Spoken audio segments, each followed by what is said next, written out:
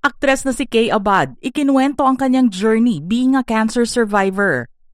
Sa isang nakakantig na pagkikwento, inihayag ng aktres na si Kay Abad na matagumpay niyang napanalunan ang pakikipaglaban niya sa breast cancer. Ikinagulat ng mga tagahanga ang pag-amin na ginawa niya sa ipinalabas niyang video sa mismong kaarawan niya, pero nagbigay inspirasyon din ito sa maraming tao na dumaan sa kaparehong kalagayan. Binasag ng aktres ang kanyang katahimikan noong May 17, 2026 matapos niyang ilabas ang isang emosyonal na video na nagdodokumento sa kanyang diagnosis, rigorous medical treatments hanggang sa sandaling idineklara siyang cancer-free ng kanyang doktor. Aniya sa caption sa vlog, "From the very first day na nag-start ako mag-film for this vlog, wala akong idea what was ahead of me. For 1 year ang daming moments of uncertainties, but also so much faith, hope, and love that carried me through. And today I can finally say, I am a cancer survivor." Sa kwento ng aktres, nagsimula ang lahat noong huling bahagi ng 2024 matapos siyang magpunta sa ospital dahil sa matagal na pananakit ng kanyang tiyan. Kasunod ng isang medical advice, pumayag siyang sumailalim sa isang mammogram at ultrasound sa Cebu noong unang bahagi ng January 2025.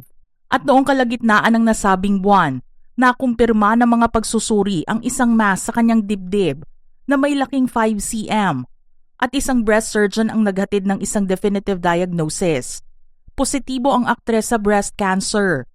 Dahil sa labis na pagkagulat sa balita, naalala kaagad ni Kay na tumawag sa kanyang asawa na si Paul J. Castillo. Sinabihan din niya ang kanyang kapatid na si Sarah Jane Abad, pero itinago muna ito sa kanilang ina hanggang sa maging okay ang kalagayan niya. Hindi naman nila itinago sa pamilya ni Paul Jake ang sitwasyon ni Kay at sinabing lilipad sila papuntang Singapore para doon magpagamot. Nagsisilbi kasi ang bansang Singapore bilang premier medical hub sa Southeast Asia for oncology.